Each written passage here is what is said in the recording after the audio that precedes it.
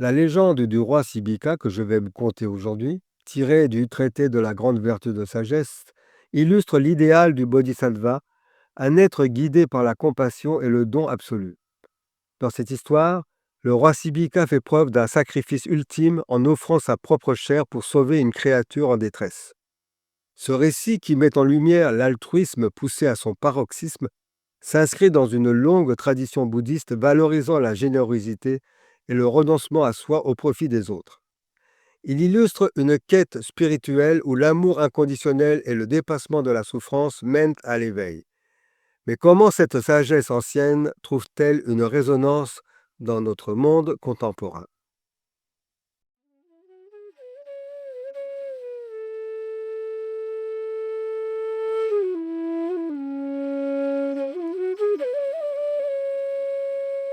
La légende du roi Sibika.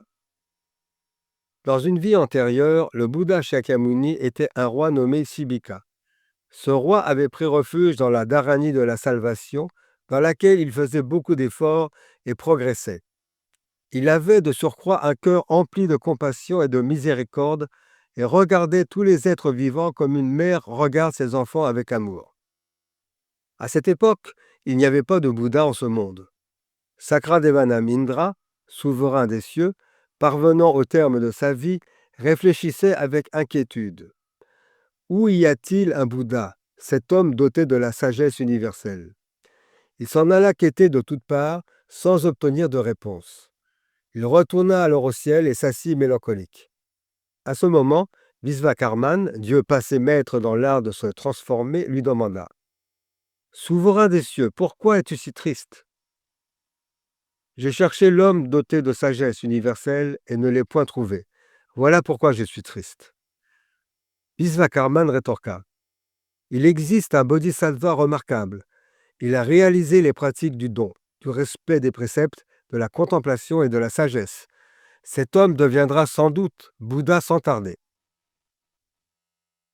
Indra répondit par ces vers: Les valeurs remarquables éveillées par les bodhisattvas, les petits du poisson et les fruits de l'arbre d'Amara sont tous abondants au moment de la cause, mais extrêmement rares au moment de l'effet.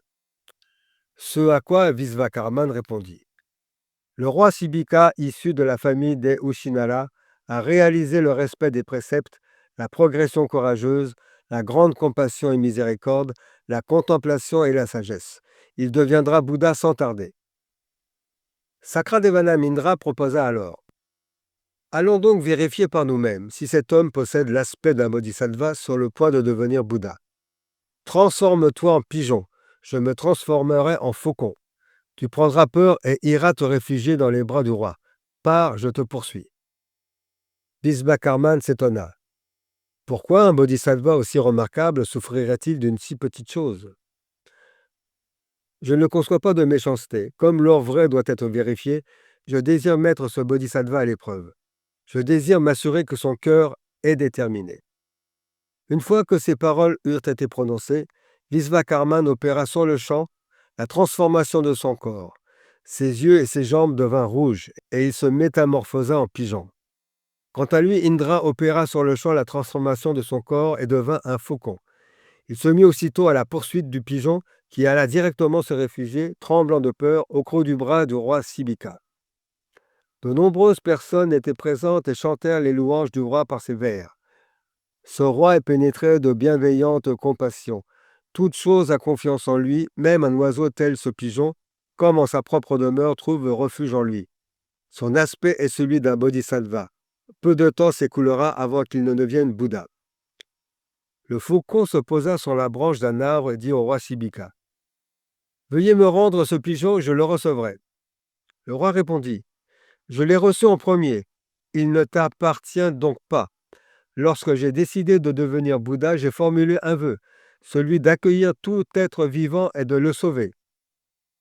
Monseigneur, vous avez formulé le vœu de sauver tous les êtres vivants. Ne fais-je donc pas partie des êtres vivants? Pourquoi ne montrez-vous pas de pitié uniquement à mon égard? Auriez-vous l'intention de vous emparer de mon repas d'aujourd'hui? Quelle quantité de nourriture te faut-il? J'ai formulé le vœu de sauver tous les êtres vivants, quels qu'ils soient, qui viendrait prendre refuge en ma demeure. Combien te faut-il de nourriture? Je te donnerai ce dont tu as besoin. Il me faut de la viande fraîche. Voilà qui est difficile. Sans tuer d'être vivant, cette requête est impossible à satisfaire. Comment pourrais-je en tuer un pour en sauver un autre? À force de réfléchir, il prit sa décision et prononça ces vers. Sans cesse, la chair de mon corps est liée à la vieillesse, la maladie et la mort. Avant longtemps, inévitablement, elle pourrira. Alors, je m'offre à lui, puisque de moi besoin il a. Il demanda à ce qu'on lui apporte un sabre et de lui-même coupa sa cuisse, qu'il offrit au faucon. Celui-ci dit au roi, Mon seigneur, vous m'offrez de la viande encore toute chaude. Cependant, il faut suivre la logique. Veillez à ce que le poids de la viande soit égal au poids du pigeon. Ne tentez pas de m'abuser. Le roi dit alors, Qu'on m'apporte une balance. On posa le pigeon et la chair du roi sur la balance. Or, à ce moment, le pigeon se mit à grandir et son poids dépassa celui de la cuisse du roi. Celui-ci demanda à quelqu'un de lui couper l'autre cuisse. Mais ce ne fut pas encore suffisant. Il coupa alors les 2 jarrets, les 2 fesses, les 2 seins, la nuque et le dos. Finalement, toute sa chair fut déposée sur la balance, mais le pigeon, de plus en plus lourd, faisait pencher la balance de son côté. À ce moment, ses ministres et sa famille l'entourèrent d'un voile et chassèrent les nombreux curieux qui observaient la scène, car ils pensaient qu'il était inconvenant que le roi fût vu dans un tel état. Mais le roi demanda à ce qu'on ne les renvoie pas et les autorisa à regarder la suite. Que les cieux, les hommes, les Ashuras, que tous viennent et me regardent. Un grand cœur et une volonté sans égale me permettront de réaliser la voie du Bouddha. Celui qui recherche véritablement la voie pour devenir Bouddha doit pouvoir supporter de telles souffrances. S'il n'a pas une décision inébranlable, il doit abandonner cette intention. Alors le bodhisattva tenta de grimper à l'aide de ses mains teintées de sang sur la balance. Il avait décidé d'offrir son corps entier s'il atteignait le poids du pigeon. Le faucon dit « Grand roi, il m'est difficile de comprendre une telle attitude. Pourquoi faites-vous une telle chose? Rendez-moi le pigeon. » Le roi répondit « Ce pigeon est venu et a pris refuge en moi. Je ne peux pas te le donner. Mon corps est dépecé au point où il ne peut plus être pesé. Ainsi, la matière est-elle d'aucune utilité. Ce que je désire, c'est à l'aide de ce corps trouver la voie pour devenir Bouddha. » Après avoir prononcé ces paroles, le roi tenta de se hisser de ses mains sur la balance. Or, comme il n'avait plus de chair et que ses muscles avaient été coupés, il n'avait plus rien qui puisse soutenir son corps. Tentant de monter sur la balance, il s'écroula. Il se sermonna intérieurement. Tu dois être plus résolu. Tu ne dois pas laisser naître le doute et le tourment. Tous les êtres vivants sombrent dans l'océan de la tristesse et de la souffrance. Toi seul as fait la promesse de les sauver tous. Pourquoi être indolent? Pourquoi être tourmenté? Ta souffrance actuelle est extrêmement légère. Beaucoup plus nombreuses sont les souffrances des enfers. Si on les compare, ta souffrance actuelle est 16 fois inférieure. Bien qu'ayant réalisé la sagesse, la progression courageuse, le respect des préceptes et la contemplation, je suis tourmenté par cette douleur. Pourquoi? Quelle peut être la souffrance des êtres dénués de sagesse qui sont plongés dans l'enfer? Le bodhisattva, mu par le désir ardent de monter sur la balance, parvint dans un ultime effort et en demandant de l'aide à l'assistance, à s'y hisser. Il avait été au bout de sa détermination et n'éprouvait aucun regret. Les cieux, les rois dragons, les ashuras, les esprits divins et les hommes le louèrent grandement. Il en est ainsi ne serait-ce que pour un petit oiseau. Cette chose est extrêmement rare. Alors la terre se mit à trembler de 6 manières différentes. Les vagues de l'océan enflèrent, des fleurs jaillirent des arbres morts. Une pluie de parfums et de fleurs tomba du ciel. Des déesses chantèrent sa louange, disant que ce bodhisattva allait immanquablement devenir Bouddha. À ce moment, des dieux ermites vinrent des 4 directions, chantèrent aussi ses louanges. Cet homme est un vrai bodhisattva. Il deviendra rapidement Bouddha. Le faucon dit alors au pigeon, finalement, ce que nous avons pu vérifier est qu'il ne ménage ni son corps ni sa vie. Il est un vrai bodhisattva. Il dit ensuite ces vers. L'arbre de la sagesse universelle naît de la terre, de la grande compassion et miséricorde. Nous te ferons l'offrande, nous ne te tourmenterons ni te ferons plus souffrir. Visvakarman dit alors à Indra, « Souverain des cieux, toi qui possèdes des pouvoirs divins, redonne à ce roi un aspect normal. » Sakradevanam Indra répondit, « Je ne pense pas que cela soit nécessaire. Ce roi a émis de lui-même un vœu.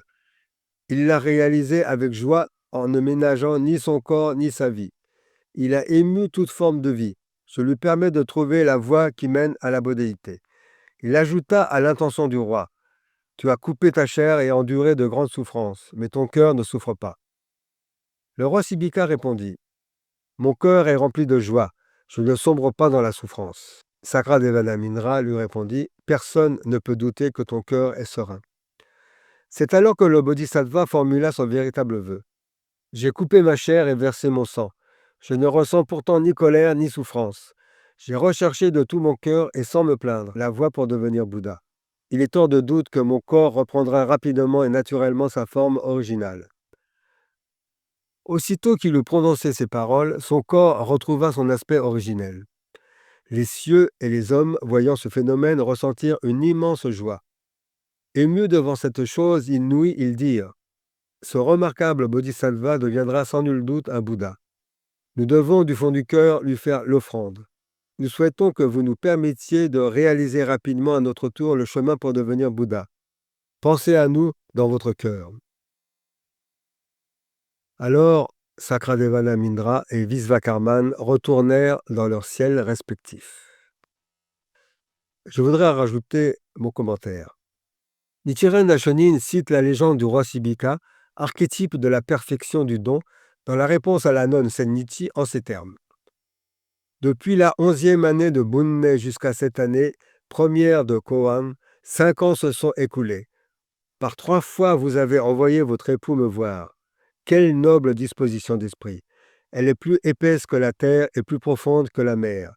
Les œuvres et vertus qu'accumula l'insivenant Shakya lorsqu'il était le prince Sattva, en offrant son corps en pâture au tigre affamé, ou lorsqu'il était le roi Sibi, en donnant sa chair pour sauver un pigeon, sont toutes attribuées à ceux qui croient de la sorte dans le Sutra du Lotus dans l'ère finale. C'est ce que déclara un nombreux trésor devant les Bouddhas venus des 10 directions. Fin de citation. Dans nos sociétés modernes, individualistes et marquées par la compétition, le don de soi peut sembler une vertu désuète. Pourtant, il demeure essentiel, en particulier dans le cadre du bouddhisme, où la perfection du don, l'une des 6 perfections que doit accomplir le bodhisattva afin de gravir les 52 degrés le menant à la bodhéité, est motivée par l'esprit de rechercher la voie. Hormis la légende du roi Sibika, le Gosho présente de nombreux exemples illustrant le don de soi, autrement dit, l'esprit consistant à ne ménager ni son corps ni sa vie. Parmi ces figures emblématiques, on trouve le bodhisattva roi des remèdes, qui se brûla les coudes durant 72 000 ans en offrande au Bouddha, ou encore le garçon des monts enneigés, qui offrit son propre corps en pâture à un ogre afin d'obtenir l'enseignement de la fin d'un verset bouddhique, ou bien encore le prince Shotoku, qui alla jusqu'à s'arracher la peau de la main pour y inscrire le Sutra du Lotus. Ces exemples, parmi d'autres, illustrent l'ultime renoncement au soi au service de la quête spirituelle. Toutefois, Nichiren Daishonin souligne que ces figures étaient des sages dotés de la capacité de pratiquer un véritable don de soi. En revanche, pour nous, êtres dépourvus de sagesse à l'ère de la fin du Dharma, un tel don de soi ne peut rester qu'un idéal théorique. Il insiste néanmoins sur l'importance d'adopter le même état d'esprit. Dans la lettre à Gijobo, citant ce passage des sens Jida du Sutra du Lotus, il écrit « De tout cœur désirant voir le Bouddha, ils ne ménagent ni leur corps ni leur vie. C'est par cette phrase que moi, Nichiren, manifeste le monde du Bouddha dans mon propre cœur. » Le don de soi est la condition sine qua non pour devenir Bouddha.